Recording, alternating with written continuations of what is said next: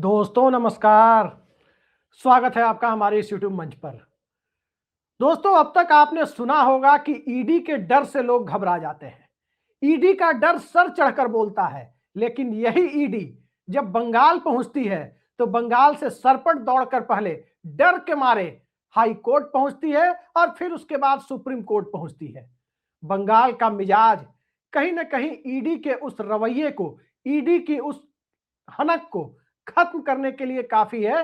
जिस प्रकार से अब तक चाहे छगन भुजबल से लेकर संजय राउत और अनिल देशमुख का मामला हो, बिहार, यूपी या दूसरे राज्यों का मामला हो, दिल्ली में आम आदमी पार्टी के शीर्ष नेतृत्व का चाहे संजय सिंह सिसोदिया, सत्येंद्र जैन या अरविंद केजरीवाल का मामला हो, हर जगह ईडी से घबराते हुए 32-32 किलो तक लोगों का वजन कम होते हुए आपने सुना होगा कि ईडी की हिरासत में अमुक नेता का वजन 32 किलो कम हो गया। लेकिन यहां ईडी 56 इंच की छाती के को छोड़कर क्या 14 इंच की छाती में सिकुड़ती जा रही है। यही ईडी है, इसकी हनक भी वही है, बस जगह बदली हुई है। वो जगह बंगाल है। बंगाल में जो कुछ भी पिछले 2-3 दिनों में हुआ है वो सब कुछ आपके सामने है। लेकिन बंगाल से आज एक दूसरी खबर भी मैं द प्रिंट की वेबसाइट पर पढ़ रहा था। वो खबर दरअसल ये है कि पश्चिम बंगाल में हिल्सा मछली की डिमांड स्थानीय स्तर पर पूरी नहीं हो पाती। हिल्सा का क्या महत्व है पश्चिम बंगाल में, ये सभी जानते हैं। सांस्कृतिक महत्व है, पौराणिक महत्व है, वहां के संस्कृति का हिस्सा है हिल्सा मछली। और हिल्सा मछली की सप्लाई गुजरात से हो रही है। नर्मदा में हिल्सा पाई जा रही है, गुजरात के अंदर हिल्सा पाई जा रही है। लेकिन उस हिल्सा के बारे में मैंने उसी रिपोर्ट में पढ़ा कि आम बंगाली कहते हैं गुजरात से आने वाली हिल्सा बेस्वाद है। जो स्वाद बंगाल की खाड़ी वाली हिल्सा में है वो स्वाद गुजरात वाली हिल्सा में नहीं है। लेकिन क्या जिस तरह से गुजरात वाली हिल्सा बंगालियों को, बांग्ला भद्रलोक को, बांग्ला जनमानस को बेस्वाद लग रही है, क्या उसी तरह गुजरात लॉबी के कथित इशारे पर काम करने वाली ईडी भी अब बंगाल में जाकर खुद को इतना बेस्वाद बना चुकी है कि अब उससे न्यायालय शरणम गच्छामि की हद तक जाना पड़ रहा है। अभी 2-3 दिनों पहले आपने देखा कि किस प्रकार से ईडी के लोग कथित कोयला घोटाले के मामले में दिल्ली से कोलकाता तक छापेमारी कर रहे थे और उनकी छापेमारी के दायरे का विस्तार होते होते आईपैक के प्रमुख जो टीएमसी के लिए काम करते हैं उनके घर तक पहुंच गया था, प्रतीक जैन के घर तक पहुंच गया था। और जब ईडी वहां पहुंची थी तो ममता बनर्जी भी पहुंची। ममता बनर्जी के साथ कोलकाता के पुलिस कमिश्नर भी थे और राज्य के डीजीपी भी थे। और ममता बनर्जी ने, बकौल ममता बनर्जी, वो अपनी पार्टी के लिए जो उनकी पार्टी की रणनीति से जुड़ी हुई फाइलें थी वो फाइल वो वहां से हरे रंग के कपड़े में या फाइल में लिपटी हुई वो फाइल लेकर वहां से निकल गई थी। उसके बाद कई तरह के संगीन आरोप उन्होंने लगाए, सड़क पर एक बड़ी भीड़ का नेतृत्व किया और सीधा सीधा कहा कि पेन ड्राइव में वो सारी चीजें मौजूद है जिसमें यह पता चलता है कि अमित शाह कथित तौर पर पैसे लेते हैं। कथित तौर पर उन्होंने नहीं कहा, मैं कह रहा हूं, उनके आरोप थे कि अमित शाह को भी कथित कोयला नेक्सस से पैसे मिलते हैं। सवाल यह है कि ममता बनर्जी आरोप लगा रही है, सवाल यह है कि दिल्ली में बैठी हुई सरकार ईडी के रास्ते खेल कर रही है। लेकिन उससे भी बड़ा सवाल यह है कि आखिर हाई कोर्ट में ईडी को जब तत्काल राहत नहीं मिली तो ईडी को सुप्रीम कोर्ट क्यों पहुंचना पड़ा। दरअसल कलकत्ता में जब यह पूरा पॉलिटिकल स्क्रिप्ट या राजनीतिक ड्रामा जो भी आप कहें वो खेला जा रहा था, उसके बाद निराश हताश ईडी को न्यायालय ही एकमात्र रास्ता दिख रहा था। ईडी आनंद फानंद में कोलकाता हाई कोर्ट पहुंची। हाई कोर्ट में दूसरी तरफ से आईपैक और तृणमूल कांग्रेस भी पहुंच गई और हाई कोर्ट में जस्टिस सुब्रा घोष की अदालत में ईडी ने जो आरोप लगाए थे कि वहां की मुख्यमंत्री और सरकार ने सरकारी काम में बाधा पहुंचाया, उस आरोप पर इतना हंगामा हो गया कि सुनवाई नहीं हो पाई। 14 जनवरी की डेट मुकर्रर की गई। यहां तक कि चीफ जस्टिस से, कार्यवाहक चीफ जस्टिस से ईडी ने अपील भी की कि किसी दूसरी बेंच में स्थानांतरित करके उसे तत्काल सुनवाई कराई जाए, लेकिन वो हो न पाया। उसके बाद शनिवार को ईडी यानी कल ईडी पहुंच गई दिल्ली सुप्रीम कोर्ट में पिटीशन दायर करने। और जब सुप्रीम कोर्ट में ईडी ने पिटीशन दायर की, उसके पहले पता चला कि तृणमूल कांग्रेस की तरफ से पिटीशन दायर की जा चुकी है और सुप्रीम कोर्ट से अपील की गई है कि कोई भी फैसला देने के पहले दोनों तरफ के पक्ष को सुना जाए। स्वाभाविक है कि न्यायालय से सभी यही उम्मीद करते हैं कि दोनों पक्षों को सुना जाए कि माजरा क्या है, लेकिन उससे भी बड़ा मामला कुछ दूसरा है। उससे भी बड़ा मामला यह है कि क्या जिस तरह से उमर खालिद के मामले में 1 साल तक देखा गया कि अब 1 साल तक पूरी रिपोर्ट देने के बाद ही अगली बेल पिटीशन आएगी या उसको एंटरटेन किया जाएगा उस बेल पिटीशन को, क्या उसी से मिलता जुलता ईडी के पक्ष में कोई आदेश तो नहीं आएगा? हम सभी सुप्रीम कोर्ट को निष्पक्ष मानते हैं, लेकिन इस मामले में सुप्रीम कोर्ट के का जो भी रुख होगा वो पश्चिम बंगाल के मतदाताओं के सामने होगा। और पश्चिम बंगाल के अंदर इस पूरी कवायद पर यदि हम नजर डालें तो हीरो बनके तो एक ही पार्टी निकली है, वो है टीएमसी। बंगाल के अंदर अगर बहुत साफगोई के साथ हम कहें, अगर चुनावी राजनीति की बात करें तो एक बात तो बिल्कुल साफ दिखाई देती है कि पश्चिम बंगाल में लड़ाई सिर्फ 2/3 या 3/4 बहुमत की है, कि तृणमूल कांग्रेस को 2/3 बहुमत मिलता है या 3/4 बहुमत मिलता है। कोई ये नहीं सोच रहा कि पश्चिम बंगाल में भारतीय जनता पार्टी को बहुमत मिल जाएगा। शायद भाजपा के लोग भी ऊपर से जो कहें, अंदरूनी तौर पर उन्हें भी पता है कि पश्चिम बंगाल का चुनावी नतीजा क्या होगा। बावजूद इसके पश्चिम बंगाल में एक खेल क्यों चल रहा है? दरअसल पश्चिम बंगाल में जो खेल चल रहा है उसके राजनीतिक पहलुओं पर नजर डालें तो कई सारी बातें साफ होती है। लेफ्ट और कांग्रेस का अलायंस होना करीब करीब तय है और कहीं ऐसा न हो कि वहां मुख्य विपक्ष की भूमिका में लेफ्ट कांग्रेस कॉम्बिनेशन आ जाए, भारतीय जनता पार्टी तीसरे नंबर पर खिसक जाए, ये हालात न बन जाए। क्योंकि लोकसभा चुनाव में तो यह साफ हो चला था कि भारतीय जनता पार्टी 18 से खिसक के 12 पर आ गई थी, अपनी 1/3 सीटों को गंवा बैठी थी और उसके बाद ये गिरावट का स्तर लगातार जारी रहने की संभावना जताई जा रही है। लेकिन इस गिरावट का फायदा कोई ना कोई तो उठाएगा। लेकिन फिलहाल ताजा मुद्दे की तरफ हम रुख करते हैं कि आखिर पश्चिम बंगाल की इस पूरी कवायद की जड़ में क्या है। रविशंकर प्रसाद, जी हां, पटना वाले रविशंकर प्रसाद, वही रविशंकर प्रसाद जिन्हें नरेंद्र मोदी ने अपनी कैबिनेट से निकाल बाहर कर दिया था, भाजपा में बने हुए हैं, लोकसभा का टिकट बच गया था, वही रविशंकर प्रसाद प्रेस कॉन्फ्रेंस करते हैं बीजेपी की तरफ से और ईडी के पक्ष में खुलकर बोलते हैं।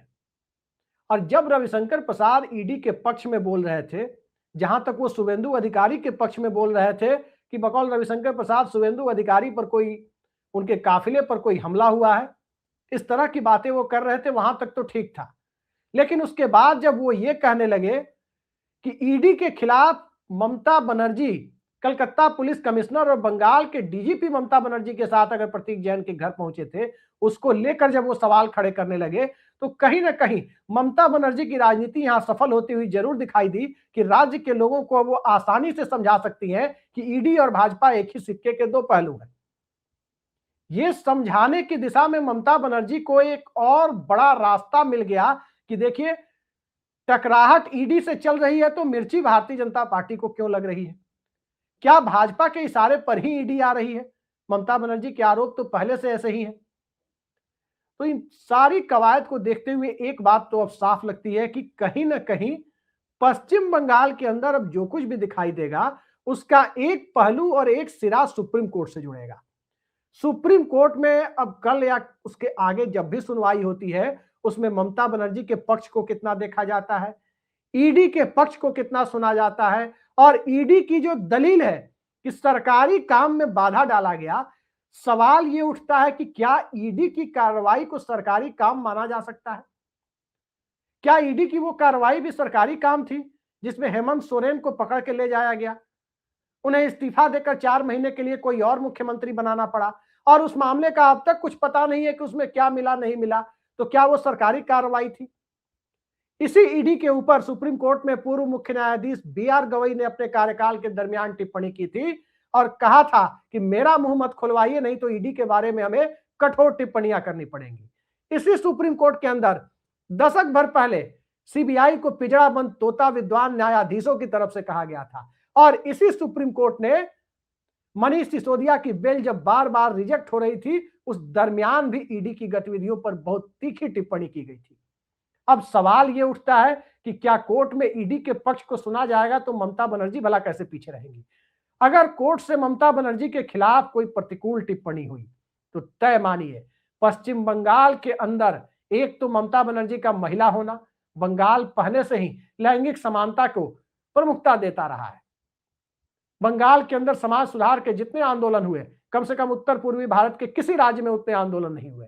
तो उस बंगाल के अंदर जिस प्रकार की परिस्थितियां हैं, उसमें ममता बनर्जी एक उनकी ऐसी छवि है जिसमें वो एक लड़ाकू नेता है, किसी से डरती नहीं है। ज्योति बसु के प्रचंड बहुमत वाले वाम मोर्चे की सरकार के सामने भी ममता बनर्जी ने घुटना नहीं टेका। ये वही ममता बनर्जी है जो व्हील चेयर पर कभी संसद पहुंची थी। ये वही ममता बनर्जी हैं जिन ममता बनर्जी ने व्हील चेयर पर बंगाल का चुनाव पलट दिया था 5 साल पहले। और ये वही ममता बनर्जी है जिन्होंने 34 साल के पश्चिम बंगाल के लाल सलाम वाले शासन को, कम्युनिस्ट शासन का खात्मा कर दिया था। अब उन ममता बनर्जी को अगर ईडी से डराने की कोशिशें हो रही है तो सवाल ये उठता है कि क्या ममता बनर्जी के ऊपर भ्रष्टाचार के कोई आरोप? बड़ा सवाल यह है कि ममता बनर्जी की छवि कम से कम करप्शन के मामले में नीतीश कुमार जैसी है। नीतीश कुमार के खिलाफ निजी भ्रष्टाचार का कोई आरोप कोई विपक्षी भी नहीं लगा सकता। वही स्थिति ममता बनर्जी की है। तो ममता बनर्जी के खिलाफ कोई आरोप नहीं लग सकता, सीधे उन तक ईडी का पहुंचना लगभग असंभव सा काम है।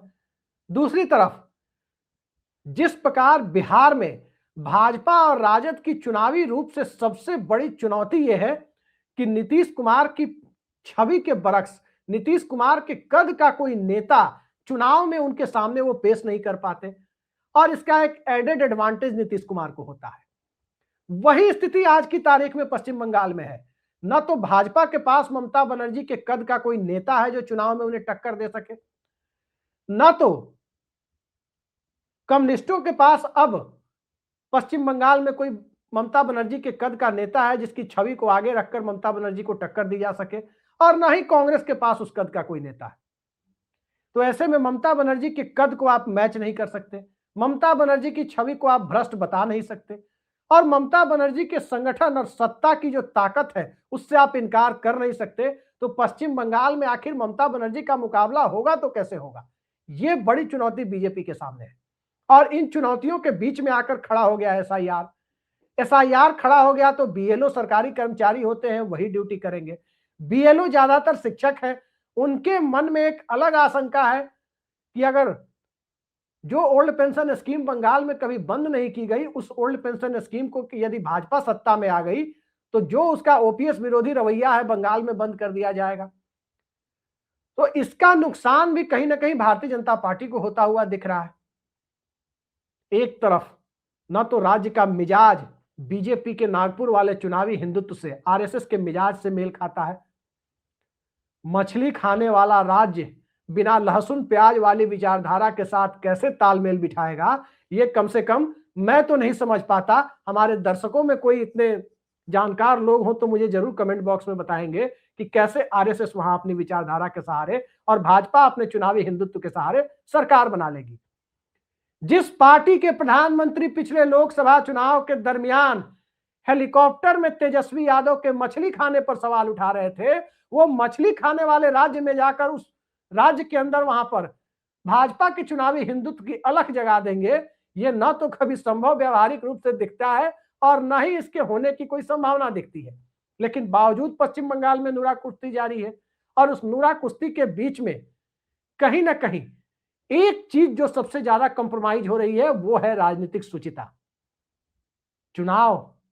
चुनावी मैदान में लड़े जाने चाहिए। राज्य सरकार हो या केंद्र सरकार, सबकी अपनी अपनी कमजोरियां होती है, और जो व्यक्ति सत्ता में है, चाहे नरेंद्र मोदी हो या ममता बनर्जी हो, दोनों की सत्ता की अपनी कमजोरियां हैं, और दोनों ही पार्टियां एक दूसरे की कमजोरियों को जनता के बीच में सामने रखकर, अपने किए गए कामों को सामने रखकर, अपनी विचारधारा और अपनी ताकत को सामने रखकर चुनाव लड़ सकती है। लेकिन भारत में ऐसा इसके पहले ये गंदा खेल कभी नहीं देखा गया कि जांच एजेंसियों के माध्यम से किसी की तैयारी को डिस्टर्ब करो, किसी का स्ट्रेटेजिक डॉक्यूमेंट चुराओ।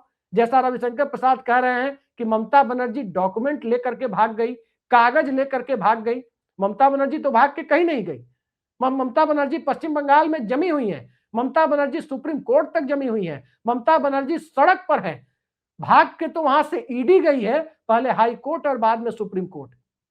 अब यही देखा जा रहा है कि आखिर पश्चिम बंगाल के लोग जिन्होंने कभी किसी भगोड़े की मदद नहीं की, क्या अब पश्चिम बंगाल ईडी के रूप में जांच एजेंसी, एक भगोड़ी जांच एजेंसी जो राज्य सरकार का मुकाबला नहीं कर पा रही, जो राज्य के नेताओं को फंसाने के लिए दूसरे राज्यों वाला खेल कथित तौर पर कर रही है, उस जांच एजेंसी के लोगों को आखिर किस प्रकार से पश्चिम बंगाल का जो क्रांतिकारी मिजाज है, वो मिजाज, जिस मिजाज के अंदर से सूर्य सेन भी निकलते हैं तो कादम्बिनी गांगुली भी निकलती है, वो मिजाज जिस बांग्ला जनमानस के बीच से रविन्द्रनाथ टैगोर भी निकलते हैं तो काजी नजरुल इस्लाम से लेकर ज्योति बासु तक, सौरभ गांगुली और ममता बनर्जी तक निकलते हैं।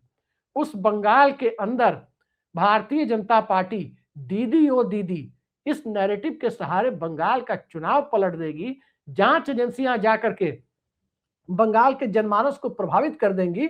इस सब खेल का पटाक्षेप अगले 3-4 महीने में होगा। लेकिन उससे पहले जिस खेल का पटाक्षेप होना है वो ये है कि पश्चिम बंगाल में गलत किसने किया। क्या ममता बनर्जी ने वाकई सरकारी काम में बाधा पहुंचाई? क्या ईडी ने वाकई कोई ऐसा लिंक ढूंढा था जिसमें एक पॉलिटिकल कंसल्टेंसी देने वाली कंपनी जो चुनावी रणनीति बनाती है, उसको किसी कथित कोयला घोटाले के सबूत वहां उसे मिलने लगे? ये सारे ऐसे सवाल हैं जिन सवालों के आईने में उस प्रसंग का भी जिक्र करना जरूरी हो जाता है जब लोकसभा चुनाव के पहले अरविंद केजरीवाल को जमानत दी गई थी। कहा गया था राजनीति में लेवल प्लेइंग फील्ड होनी चाहिए, सबको काम करने का मौका मिलना चाहिए, सबको जनता के बीच जाने का मौका मिलना चाहिए। और आज जब जनता के बीच जाने का मौका आया है तो क्या ममता बनर्जी की जो और तृणमूल कांग्रेस के लोगों की जो एक दिली इच्छा है, जो सामने से नहीं कह रहे कि कहीं ईडी या कोई न्यायालय ममता बनर्जी को चुनाव के वक्त ही जेल भेज दे और फिर उसके बाद बंगाल में एक अकल्पनीय सा दृश्य उत्पन्न हो जाए, क्योंकि अरविंद केजरीवाल ने तो एक लकीर खींच दी थी कि कोई संविधान नहीं कहता कि जेल जाने के बाद मुख्यमंत्री पद छोड़ना पड़ता है। ठीक है, लालू यादव ने छोड़ दिया था, ठीक है, हेमंत सोरेन ने छोड़ दिया था। ममता बनर्जी ने यदि जेल से शासन करना शुरू किया तो पश्चिम बंगाल का जो मिजाज है वो बर्दाश्त नहीं करेगा और शायद भारतीय जनता पार्टी को दहाई तक पहुंचना मुश्किल हो जाए। बांग्ला प्राइड सबसे ऊपर आता है बंगालियों के लिए। बांग्ला उपराष्ट्रवाद किसी भी तरह के आरएसएस की विचारधारा हो या कोई और विचारधारा उसे बर्दाश्त नहीं करता। लेकिन अब क्या ईडी की गतिविधियां बांग्ला जनमानस के लिए बर्दाश्त से बाहर है, या ममता बनर्जी का हीरोइज्म, ममता बनर्जी का जो एक साहसिक कदम बंगाल के लोग मानते हैं वो नाकाबिले बर्दाश्त है? इन सब के बीच सियासत में सुचिता कहां तक जरूरी है, हीरोइज्म कहां तक जरूरी है, डेयरिंग एफर्ट कहां तक जरूरी है, और उसके आगे देखें तो चुनाव के समय जांच एजेंसियों का बेजा इस्तेमाल कितना आवश्यक या अनावश्यक है। जब पूरा नैरेटिव इस पर सेट हो जाए चुनाव का तो फिर कहना क्या कि राज्य सरकार ने 5 साल में क्या किया और नरेंद्र मोदी ने बंगाल को 5 साल में क्या दिया, ये सारे मुद्दे सिमट जाते हैं। हम सब ने देखा है 2015 का बिहार विधानसभा चुनाव, प्रचंड लहर पर सवार नरेंद्र मोदी, लोकप्रियता के शिखर पर सवार उस दौर में नरेंद्र मोदी, हिंदू हृदय सम्राट नरेंद्र मोदी, कथित हिंदू हृदय सम्राट, वो सब कुछ नीतीश कुमार के डीएनए पर सवाल उठने के बाद जब बिहारी उपराष्ट्रवाद पैदा हुआ, उस चुनाव में भारतीय जनता पार्टी ताश के पत्तों की तरफ बिखर गई थी। लेकिन हिंदी भाषी भारत में आमतौर पर कोई राज्य स्तरीय उपराष्ट्रवाद चुनाव को प्रभावित नहीं करता, सब नेशनलिज्म कभी चुनाव को हिंदी भाषी भारत में प्रभावित नहीं करता। लेकिन पश्चिम बंगाल के अंदर इस उपराष्ट्रवाद की बुनियाद आज से नहीं रही है, बंग भंग आंदोलन के समय से रही है, 1905 से रही है, उसके पहले से रही है। तो उस बंगाल के अंदर ईडी, सीडी, पीडी, कीडी, इसके सहारे कौन सा चुनाव लोग जीत लेंगे? देखते जाइए, बंगाल की सियासत की गर्मी तपिश अभी बढ़ने वाली है। कितनी बढ़ेगी, कहां तक बढ़ेगी, और चुनाव के पहले क्या भारतीय जनता पार्टी शांतिपूर्ण समर्पण के लिए ईडी की गतिविधियों की आड़ में छिपने का बहाना ढूंढ रही है? जैसे 2015 का बिहार विधानसभा चुनाव मुझे याद है, चुनाव खत्म हुआ तो कई भाजपा के नेता यह स्वीकार करते हुए मिले निजी बातचीत में नीतीश कुमार के डीएनए पर सवाल नहीं उठाना चाहिए था, वही गलत हो गया। तो क्या भाजपा को हार पहले से दिख गई है, इसलिए अभी से बुनियाद बनाई जा रही है कि अगर हार मिले तो उस वक्त ये कहने को मिले कि एक बड़ी चूक हो गई थी, ईडी को आईपैक दफ्तर नहीं जाना चाहिए था और ममता बनर्जी से सीधे टकराना नहीं चाहिए था। तो क्या उसकी पटकथा अभी से लिखी जा रही है? देखते हैं। दिल्ली में मोदी शाह की रणनीति है, भाजपा के पास ममता की रणनीति है, और इन सब के बीच बांग्ला जनमानस और उसका एक पुराना क्रांतिकारी इतिहास है। उस इतिहास के बीच में कहीं ना कहीं ईडी अपने अस्तित्व को यदि ढूंढ रही है, बंगाल के अंदर चुनाव को प्रभावित करने की भूमिका में आती दिख रही है, तो थोड़ा हमें इंतजार करना होगा कि क्या बांग्ला जनमानस जीतता है या ईडी अपनी गतिविधियों में कामयाब होती है। ये लड़ाई कहीं ना कहीं बंगाल के लोगों से बात करें तो साफ लगता है कि ये दीदी बनाम ईडी पर आकर सिमट गई है। तो दीदी बनाम ईडी की जंग अब कहां तक जाएगी? सुप्रीम कोर्ट तो पहुंच चुकी है, इसके आगे कहां तक जाएगी, इसको समझने के लिए थोड़ा हमें इंतजार करना होगा। तो करते हैं इंतजार। फिलहाल के लिए इतना ही। नमस्कार।